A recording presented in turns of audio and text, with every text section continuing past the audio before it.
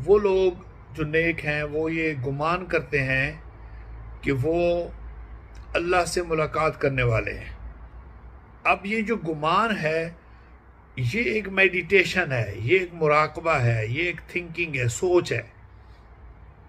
अब ये अगर ये सोचते रहते हैं तो वो मुलाकात करेंगे भी सही। यानी आगाज़ जो मुलाकात का हुआ वो सोच से हुआ। सोच उनकी पॉजिटिव हुई, नूर वाली हुई, रोशनी वाली हुई। जिस तरह है अना इंदा ज़न्ने अब्दी बी,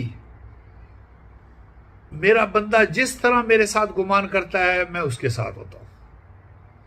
अब जो गुमान उसने किया है ना, आहिस्ता आहिस्ता जब वो अल्लाह के गुमान में आता है, वो खुद गुमान करता रहता है, फिर अल्लाह ताला भी उसको याद रखता है। जिस तरह फज़कुरूनी अज़कुरकुम, जो मुझे याद करता है मैं उसको याद करता हूँ।